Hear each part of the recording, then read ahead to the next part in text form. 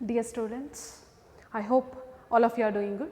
In the last session, we have discussed regarding the informal organization, right? Sorry, formal organization. In the last session, I have discussed what is formal organization. So, what is formal organization? So, formal organization is a type of organization structure, okay? So, which is set or which is ಯಾರು ಇದನ್ನು establish ಮಾಡ್ತಾರೆ, it is established by top management and it clearly defines the authority as well as the responsibilities, right? Yes.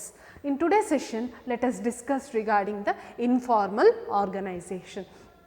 See, formal organization ಅಂದರೆ ಒಂದು ವ್ಯವಸ್ಥಿತವಾದ ರೀತಿಯಲ್ಲಿ ಒಂದು ಸಂಸ್ಥೆಯಲ್ಲಿ ಒಂದು communication ಅಥವಾ ವರ್ಕ್ ಮೇನ್ಲಿ ಯಾಕೆ ಇದನ್ನು ಮಾಡ್ತಾರೆ. The formal organisation is establish to achieve a particular task. Okay, so ನಾವು in today's session, let us discuss what is this informal organization. That is exactly the opposite of the formal organization. Now, formal organization ಏನೆಲ್ಲ ಓದಿದೆವೋ ಅದರ ನಿಜವಾಗಿ ಅದರ ತದ್ವಿರುದ್ಧವಾಗಿ ಇದು informal organization ಇರುವಂಥದ್ದು.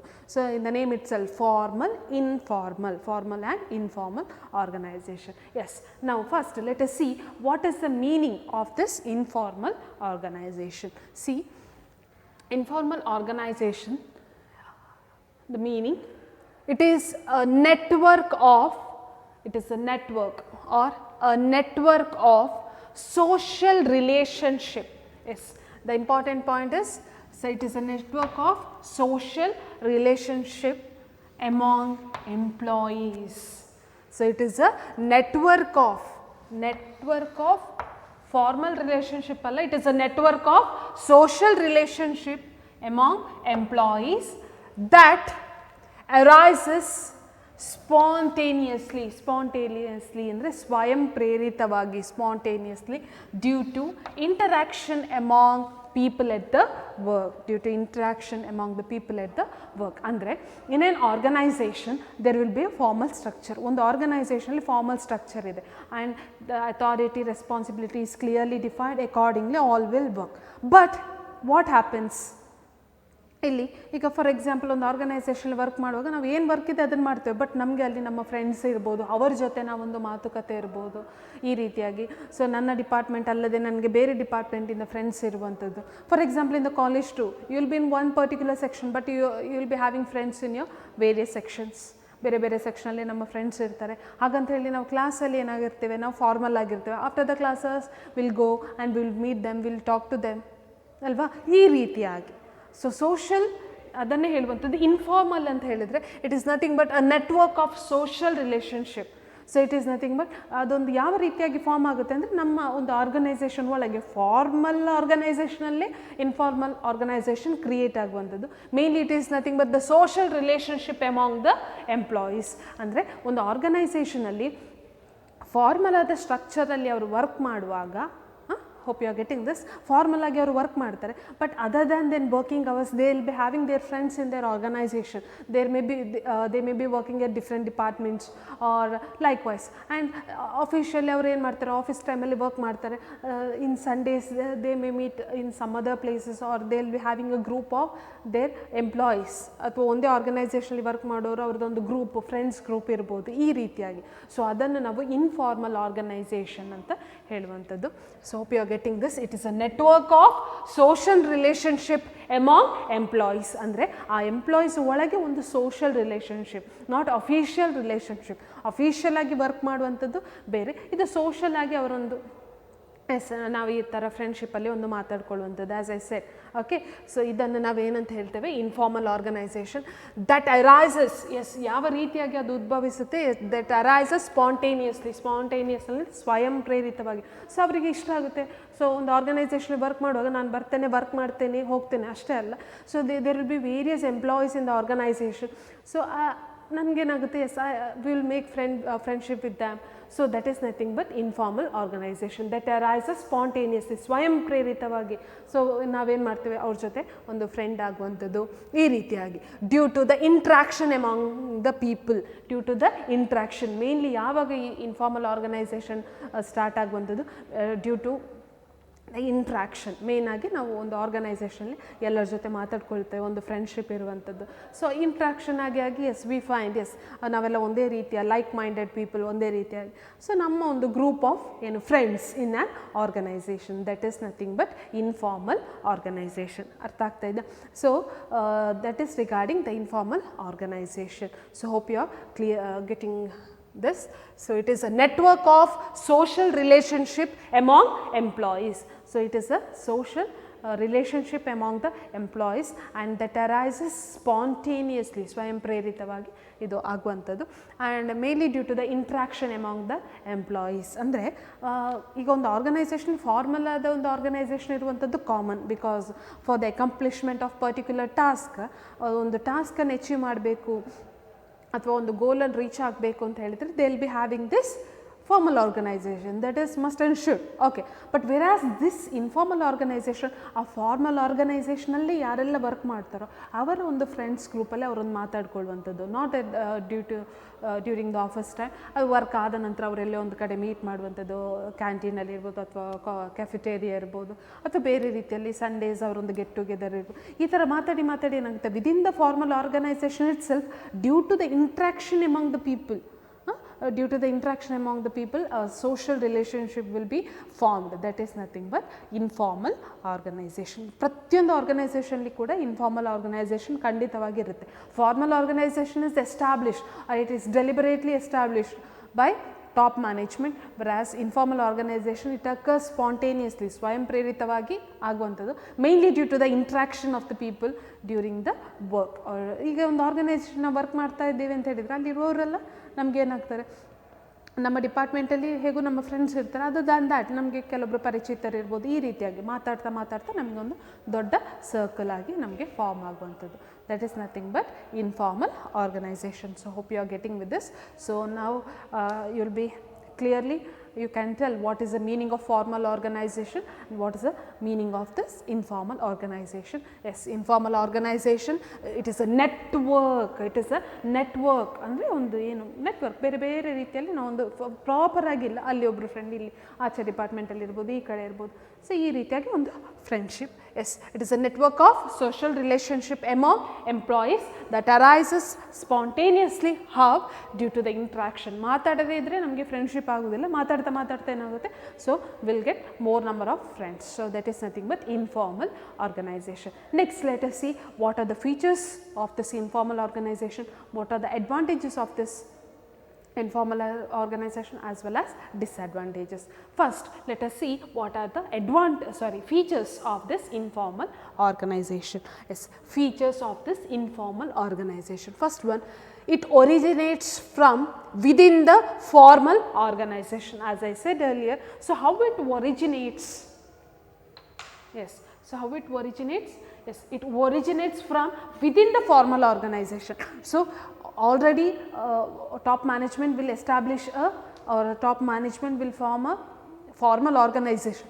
Within that formal organization, ಅದೇ ಒಂದು ಆರ್ಗನೈಸೇಷನಲ್ಲಿ ಏನಾಗುತ್ತೆ, yes, within that itself, due to the interaction within the different departments or with other ಏನು ಕೊಲೀಗ್ಸ್, ಬೇರೆ ಬೇರೆ ಅವರೊಟ್ಟಿಗೆ ಮಾತಾಡಿಕೊಂಡು ಅವರದೇ ಒಂದು ಮ್ಯೂಚುವಲ್ ಆಗಿ ಒಂದು ರಿಲೇಷನ್ಶಿಪ್ ಫಾರ್ಮ್ ಆಗುತ್ತೆ.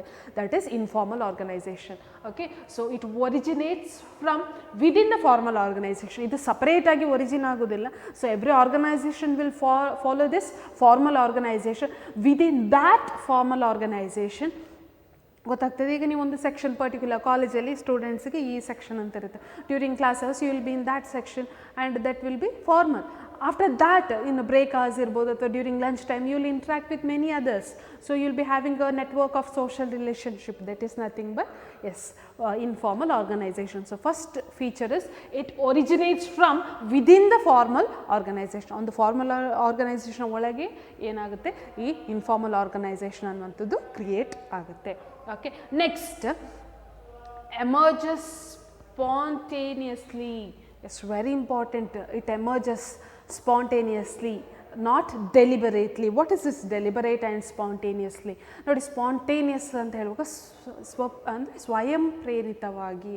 ಸೊ ಅವ್ರಿಗೆ ಇಷ್ಟ ಆಗುತ್ತೆ, ಎಸ್ ನಾನು ವರ್ಕ್ ಮಾಡ್ತಾ ಇದ್ದೀನಿ ಆರ್ಗನೈಸೇಷನ್ಲಿ, ಬೇರೆ ಡಿಪಾರ್ಟ್ಮೆಂಟಲ್ಲಿ ಯಾರೋ ನನಗೆ ಅಂತ ನನ್ನ ಕ್ಲಾಸ್ಮೇಟ್ಸ್ ಇದ್ದಾರೆ ಅಥವಾ ನನಗೆ ಯಾರೋ ಅವ್ರ ಬಗ್ಗೆ ಹೇಳಿದ್ದಾರೆ, ಲೈಕ್ ಮೈಂಡೆಡ್ ಪೀಪಲ್ ಮಾತಾಡ್ತೇವೆ, ನನಗೆ ಅವರು ಇಷ್ಟ ಆಗ್ತಾರೆ. ಸೊ ಇಷ್ಟ ಇನ್ ದ ಸೆನ್ಸ್ ಎಸ್ ಒಂದು ಫ್ರೆಂಡ್ಶಿಪ್ ಒಳ್ಳೇದಿರುತ್ತೆ, ಎಸ್ ಈ ರೀತಿಯಾಗಿ ನಾವು. ಸೊ ನಾನೇನು ಮಾಡ್ತೇನೆ, yes I will make friendship with Har.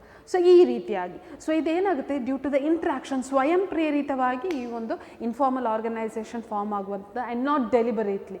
Deliberate ಅಂದರೆ ಕಂಪಲ್ಸರಿ ಆಗಿ. Formal organisation is made deliberately. Okay, formal organisation ಇದೇ ರೀತಿಯಾಗಿರಬೇಕು, ಈ ರೀತಿಯಾಗಿ ವರ್ಕ್ ಮಾಡಬೇಕು. So that is nothing but it is done deliberately. whereas the informal organization is not formed deliberately, it has, yes, so it emerged spontaneously. ಅಂದರೆ ಸ್ವಯಂ ಪ್ರೇರಿತವಾಗಿ ಅವರೊಂದು social network form ಮಾಡುವಂಥದ್ದು. So that is nothing but it emerges spontaneously. Next, behaviour evolve from group norms.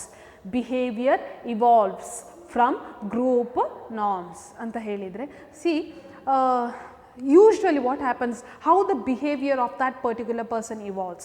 Informal organization, because formal organization everything should go according to the norms. ಪ್ರತಿಯೊಂದು ಕೂಡ S organisation ನಾನು ಹೇಗೆ ಇರಬೇಕು, ಏನು ಮಾಡಬೇಕು accordingly.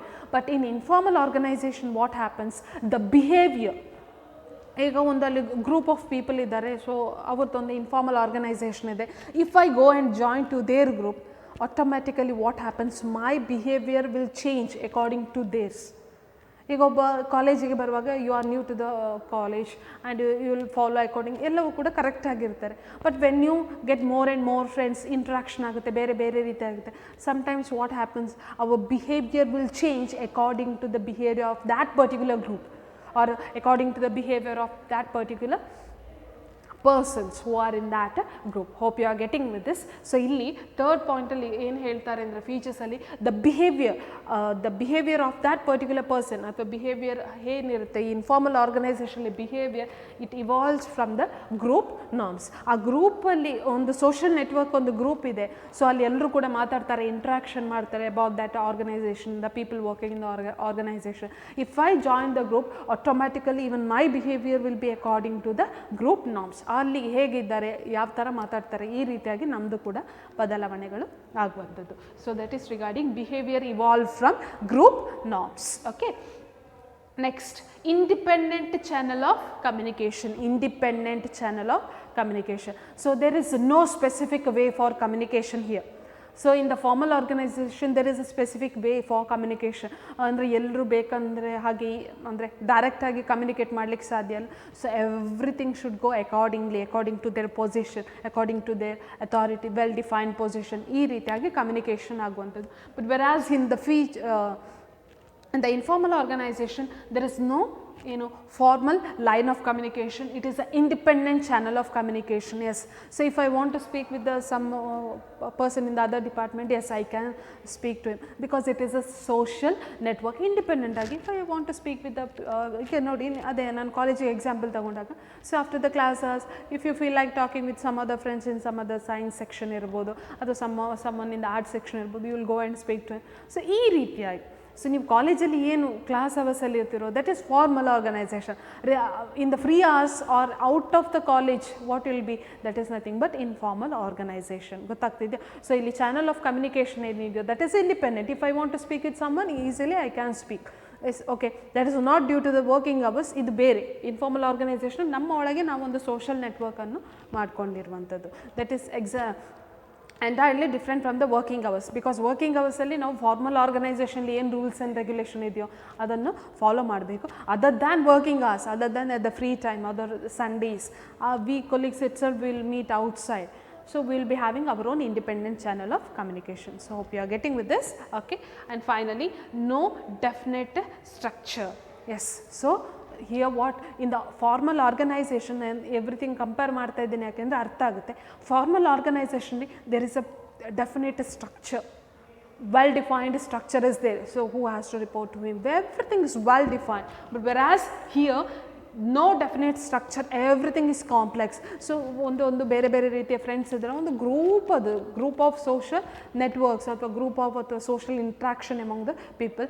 So here there will be no definite structure. ಒಂದು ಇದೇ ರೀತಿಯಾದ ಸ್ಟ್ರಕ್ಚರ್ ಅಂತ ಇಲ್ಲಿ ಇರಲಿಕ್ಕೆ ಸಾಧ್ಯ ಇಲ್ಲ. The structure is very complex. So that is regarding the features of this informal organization. So what are the features? So first one, it originates from within the formal organization. It originates within the formal organization. So whatever the formal organization is formed, within that, out of that working hours, they will be having the social interaction among the peoples, and they together they will form a group, and that is informal organization, and it originates mainly from the formal organization. Next, emerges spontaneously. It emerges spontaneously. Spontaneously ಅಂದರೆ ಏನು, ಸ್ವಯಂ ಪ್ರೇರಿತವಾಗಿ ಇದಾಗುವಂಥದ್ದು. And there is no any deliberately, ಅಂದರೆ strict rules ಇಲ್ಲ, ನೀವು ಇವ್ರ ಹತ್ರ ಮಾತಾಡಬೇಕು, ನನಗೆ ಇಷ್ಟ ಆಯಿತು ನಾನು ಮಾತಾಡ್ತೀನಿ. Likewise the social network it keeps on growing. So it emerges spontaneously, and behavior evolved from the group norms.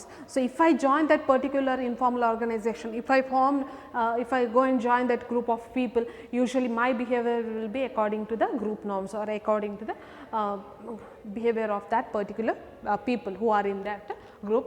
And the channel of communication is very independent. Yes. So there is no hard and fast rules that they have to communicate like this way. They can communicate according to their wish. And finally the structure, coming to the structure, there is no definite structure, and the structure is very complex because ಹೀಗೆ ಎಲ್ಲೆಲ್ಲಿ ಯಾರು ಬೇಕು ಯಾರ ಹತ್ರ ಕೂಡ ಮಾತಾಡ್ಬೋದು. And that is ಒಂದು organize, ಈಗ ಪರ್ಚೇಸ್ ಡಿಪಾರ್ಟ್ಮೆಂಟ್ ಅವರು ಮಾರ್ಕೆಟಿಂಗ್ ಅವ್ರ ಹತ್ರ ಫ್ರೆಂಡ್ಶಿಪ್ಪನ್ನು ಇಟ್ಕೊಳ್ಬೋದು. ಈ ರೀತಿಯಾಗಿ ಒಂದು social network that is other than the working hours. So that is there is no definite structure. So that is regarding the features of this informal organization. Next, let us see what are the advantages of this. Advantages of this informal organization. Yes, first one, see, faster spread of communication. Yes, what is this? Faster spread of communication. In the informal organization, the communication will spread in fast. See formal ಆರ್ಗನೈಸೇಷನಲ್ಲಿ communication ಫಾಸ್ಟಾಗಿ spread ಆಗುತ್ತಾ ಇಲ್ಲ. So top authority will take the decision, ಆಮೇಲೆ ಅದು ನೆಕ್ಸ್ಟಿಗೆ ಬರುತ್ತೆ, ನೆಕ್ಸ್ಟಿಂದ next. So ಈ ರೀತಿಯಾಗಿ. So here it takes lot of time. If communication wants to be pass, it takes lots of time. But whereas in case of informal organization, communication will be much speeder, or it will be more fast than the other type. How? See, ಈಗ ನಾನೊಂದು ಏನೋ ಒಂದು ವಿಷಯ ಅಂತ ಇಟ್ಕೊಳ್ಳಿ, ನಾವು ಈಗ ಕಾಲೇಜ್ಗೆ ನಾಳೆ ರಜೆ ಫಾರ್ ಎಕ್ಸಾಂಪಲ್, ಏನೋ ಒಂದು ಇಶ್ಯೂ, ಅದು ನಮಗೆ ಟೀಚರ್ಸ್ಗೆ ಗೊತ್ತಾಗುವಾಗ ಲೇಟ್ ಇರ್ಬೋದು. But whereas in among the students ನಾಳೆ ರಜೆ ಅಂತೆ ಬಿಕಾಸ್ ಡ್ಯೂ ಟು ಸ್ಪೀಕಿಂಗ್, ಅಂದರೆ ಮಾತಾಡಿ ಏನಾಗುತ್ತೆ, ರಜೆ ಅಂತೆ ನಮ್ಮೊಳಗೆ ಅದು ಬೇಗ ಸ್ಪ್ರೆಡ್ ಆಗುತ್ತೆ. Likewise any information for that matter in an organization, in informal organization, whatever the information, it will spread quickly. ಬೇಗ ಏನಾಗುತ್ತೆ, ಇನ್ಫಾರ್ಮೇಷನ್ ಫಾಸ್ಟಾಗಿ ಏನಾಗುತ್ತೆ, ಇನ್ಫಾರ್ಮೇಷನ್ ಸ್ಪ್ರೆಡ್ ಆಗುತ್ತೆ ಎಲ್ರಿಗೂ ಕೂಡ than in the formal organisation. That is one of the importance or advantage. ಯಾಕೆಂದರೆ ಈಗ ಆರ್ಗನೈಸೇಷನಲ್ಲಿ ಫಾರ್ ಎಕ್ಸಾಂಪಲ್ ಅವರಿಗೊಂದು ಪ್ಲ್ಯಾನ್ ಇರುತ್ತೆ ಅಂತ ಇಟ್ಕೊಳ್ಳಿ, ಏನೋ ಒಂದು ಆರ್ಗನೈಸೇಷನಲ್ಲಿ ಈ ರೀತಿಯಾದ ಪ್ಲ್ಯಾನ್, ಸುಮ್ಮನೆ ಒಂದು ಯಾರಿಗೋ ಒಬ್ಬರ ಹತ್ರ ಈ ರೀತಿಯಾಗಿ ಹೇಳಿದರೆ ಆಯಿತು, ಸೊ ಈ ರೀತಿಯಾಗಿ ನಾವು ಮಾಡೋಣ ಅಂತ ಅಂದ್ಕೊಂಡಿದ್ದೀವಿ. Immediately what happens, they will discuss with each other. ಹೀಗೆ ಮಾತಾಡಿ ಅಂತ ಈ ಥರ ಪ್ಲ್ಯಾನ್ ಮಾಡ್ತಾ ಇದ್ದಾರೆ, ಈ ಥರ ಪ್ರಾಜೆಕ್ಟ್ ಸ್ಟಾರ್ಟ್ ಆಗ್ತಿದೆ ಅಂದರೆ likewise what happens, the message will spread quickly. So one of the advantage of this informal organization, the message will spread quickly. Okay, next, it helps to fulfill the social needs. It helps to fulfill the social need. How informal organization helps to fulfill the social needs? See, ಯಾವ ರೀತಿ ಅಂದರೆ ಈಗ employees though they are working in the organisation, so ಅವರಿಗೂ ಕೂಡ ಅವ್ರದ್ದೇ ಆದ ಒಂದು social needs ಅಂತ ಇರುತ್ತೆ. ಬಿಕಾಸ್ ಮಾರ್ನಿಂಗ್ 9 to ಕೆಲವೊಮ್ಮೆ ಈವ್ನಿಂಗ್ 5 ಇರ್ಬೋದು, ಏನೋ ಒಂದು ವರ್ಕಿಂಗ್ ಅವರ್ಸಲ್ಲಿ ಅವ್ರು ವರ್ಕ್ ಮಾಡುವಾಗ ವರ್ಕ್ ಅಷ್ಟೇ ಅಲ್ಲ, ಅವರಿಗೂ ಕೂಡ ಒಂದು ಪೀಸ್ ಆಫ್ ಮೈಂಡ್ ಬೇಕು ಅಂತ ಇರುತ್ತೆ. Even they want to interact with others, ಅಂದರೆ ಲೈಕ್ ಮೈಂಡೆಡ್ ಪೀಪಲ್ ಜೊತೆ ಅವರ ಒಂದು ಫೀಲಿಂಗ್ಸನ್ನು ಶೇರ್ ಮಾಡ್ಕೊಳ್ಳೋದಿರ್ಬೋದು, ಅವರು ಕೂಡ ಮಾತಾಡೋದಿರ್ಬೋದು. ಸೊ ಈ ರೀತಿಯಾಗಿ ಏನಾಗುತ್ತೆ, so there will be some interaction between the people. ಒಂದು ಲಂಚ್ ಅವರ್ಸಲ್ಲಿ ಇರ್ಬೋದು, ಅಥವಾ ಒಂದು ಏನು ಕ್ಯಾಂಟೀನಿಗೆ ಹೋಗುವಂಥ ಸಂದರ್ಭದಲ್ಲಿ they will speak to each other and they will share their ideas. So what happens, it helps to fulfill the social needs. So each and every human being they'll be having ಒಂದು ಭಾವನೆಗಳು ಅಂತ ಇರುತ್ತೆ, they want to share their feelings because each ಏನೋ ಒಂದು problem ಇರುತ್ತೆ ಅದನ್ನು ನಾವು ಇನ್ನೊಬ್ಬರ ಜೊತೆ ಹಂಚ್ಕೊಳ್ಬೇಕು ಈ ರೀತಿ ಆದಾಗ, ಸೊ ಈ ಸೋಷಿಯಲ್ ನೆಟ್ವರ್ಕಿಂಗಲ್ಲಿ ಏನಾಗುತ್ತೆ, yes they will talk to each other and it helps to fulfill their social needs as well. Okay, so that is one of the advantages of this informal organization. So here ಅಂದರೆ ಎಲ್ರಿಗೂ ಇದು help ಆಗುತ್ತೆ ಅಂತಲ್ಲ, but each and every one want to share their feelings other than work. We will be having our own problems or anything for that matter. So ಈಗ ಯಾರೋ ಒಂದು ಜೊತೆ ಮಾತಾಡಿದಾಗ ಅವ್ರು ನಮ್ಗೆ ಒಂಚೂರು ಸಮಾಧಾನ ಮಾಡ್ತಾರೆ, they will console us. So what happens is we will feel feel so comfortable, and we will next ಏನಾದರೂ ಆದಾಗ we will share the things with them. So we feel like socially secured. Yes, ನಮ್ಮ ಮಾತಾಡಲಿಕ್ಕೆ ಯಾರೋ ಇದ್ದಾರೆ, ನನ್ನ ಫೀಲಿಂಗ್ಸನ್ನು ಹಂಚ್ಕೊಳ್ಳಿಕ್ಕೆ ಯಾರೋ ಇದ್ದಾರೆ, ಈ ರೀತಿಯಾದ ಒಂದು ಭಾವನೆಗಳು ಇಲ್ಲಿ ಬರುವಂಥದ್ದು. So that is it helps to fulfil the social needs. Finally it contributes towards the fulfilling the objectives. It contributes towards the fulfilling the objective. How it contributes towards the fulfilling the objective? ಇಲ್ಲಿ test ಅಂತ ಕೊಟ್ಟಿದ್ದೇನೆ ನೋಡಿ ಇಲ್ಲಿ. So how it fulfills or how it helps to fulfill ಅಂತ ಹೇಳಿದರೆ, so once the communication spreads among the people in the organization, ಒಂದು ಪಾಲಿಸಿಯ ಒಂದು ಏನೋ ಒಂದು ಪ್ರೊಸೀಜರ್ ಬಗ್ಗೆ ಇಮಿಡಿಯೇಟಾಗಿ ನಾವು ಯಾರ ಹತ್ರನೋ ಹೇಳಿರ್ತೀವಿ, ಇಮಿಡಿಯೇಟಾಗಿ ಎಲ್ಲ ಸ್ಪ್ರೆಡ್ ಆಗುತ್ತೆ. And even we can get the feedback, ಡೈರೆಕ್ಟಾಗಿ ಫೀಡ್ಬ್ಯಾಕಲ್ಲಿ ಇಂಡೈರೆಕ್ಟಾಗಿ ಏನಾಗುತ್ತೆ, ಸೊ ಈ ರೀತಿಯಾಗಿ ಮಾಡ್ತಾ ಇದ್ದಾರಂತೆ, ಇದು ಮಾಡಿದರೆ ಸಾಧ್ಯ ಇಲ್ಲ, ನಮಗೂ ಕೂಡ ಕಷ್ಟ, ಈ ರೀತಿಯಾಗಿ. ಸೊ ಅವರ ಒಂದು ಫೀಡ್ಬ್ಯಾಕ್ ಏನಾಗುತ್ತೆ, ಮಾತಾಡಿ ಯಾರೋ ಒಬ್ಬರಿಂದ ನಮಗೆ ಅದನ್ನು ಕಲೆಕ್ಟ್ ಮಾಡಲಿಕ್ಕೆ ಸಾಧ್ಯ ಇದೆ. ಸೊ ಇಲ್ಲಿ ಪಾಸಿಟಿವ್ ಇದೆ, ನೆಗೆಟಿವ್ ಇದೆ. So even we can easily get the feedback. ಅಂದರೆ ಡೈರೆಕ್ಟಾಗಿ ಒಬ್ಬೊಬ್ಬರ ಹತ್ರ ಕೇಳುವಾಗ the feedback we cannot get the exact feedback.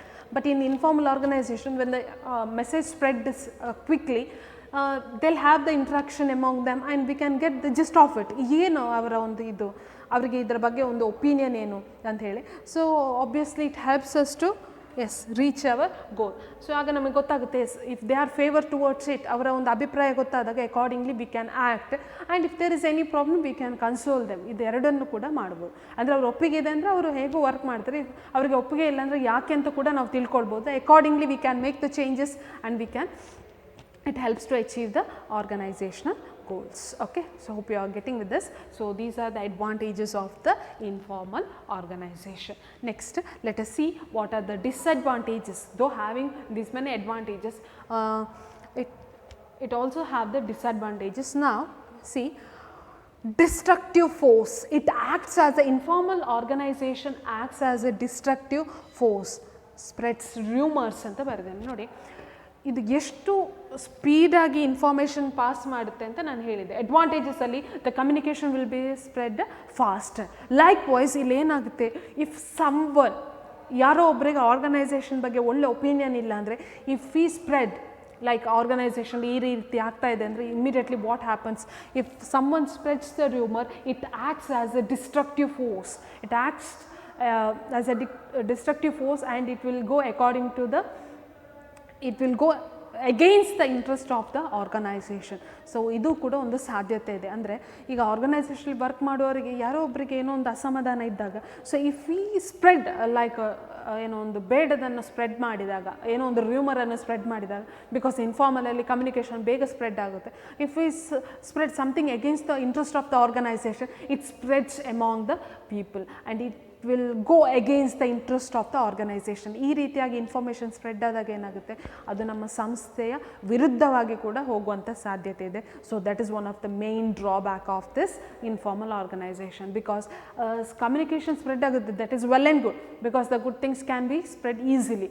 Okay, but if for that matter if ಅಂದರೆ ಯಾರೋ ಒಬ್ಬರು ಬೇಡದನ್ನು ಸ್ಪ್ರೆಡ್ ಮಾಡಿದಾಗ ಆರ್ಗನೈಸೇಷನ್ಲಿ, so even it will spread to quickly. So that will also affect the work of the organization. So hope you are getting with this. So it acts as a destructive force if someone acts against the interest of the organization. Okay, so that is regarding the first disadvantage.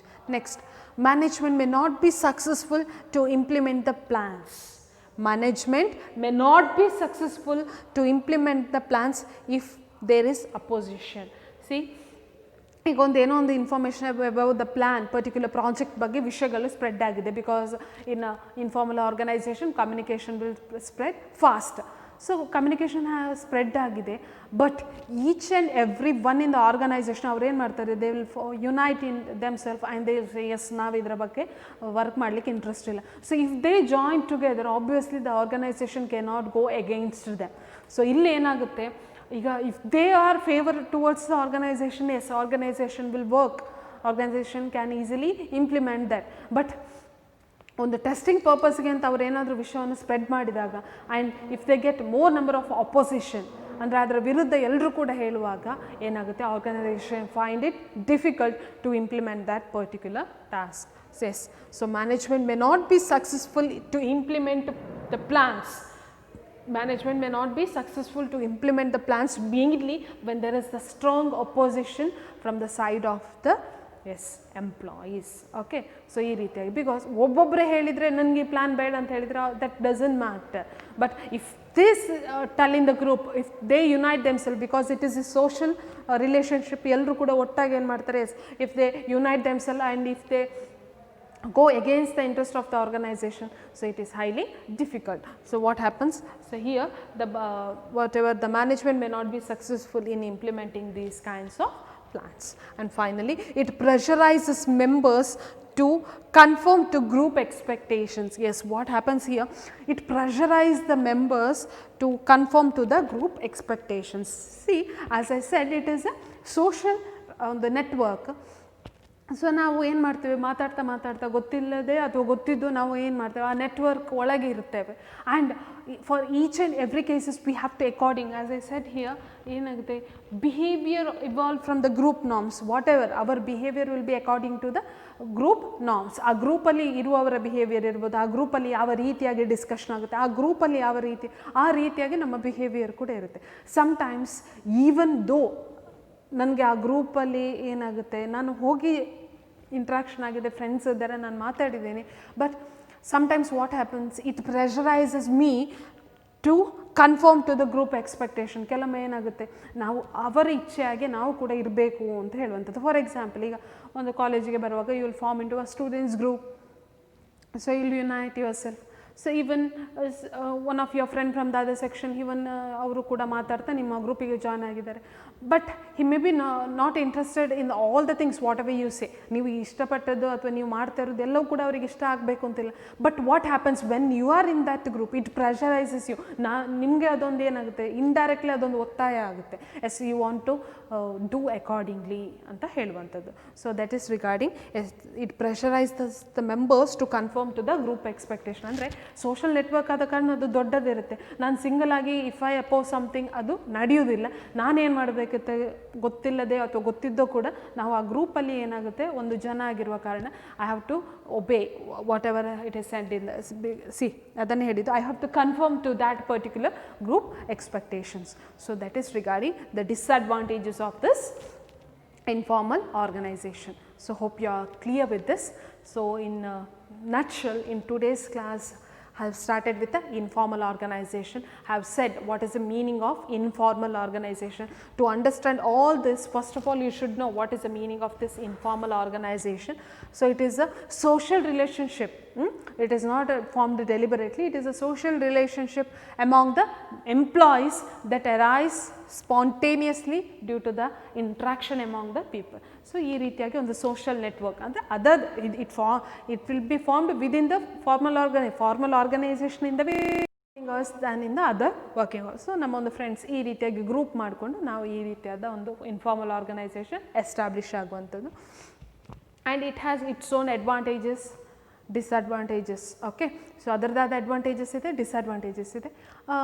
But ಯಾವುದೇ organisation informal organisation ಇಲ್ಲ ಅಂತ ಹೇಳಲಿಕ್ಕೆ ಸಾಧ್ಯವಿಲ್ಲ. Because if there is a formal organisation, every organisation will have the formal organisation mainly to achieve that particular task, because it is set by the top manager.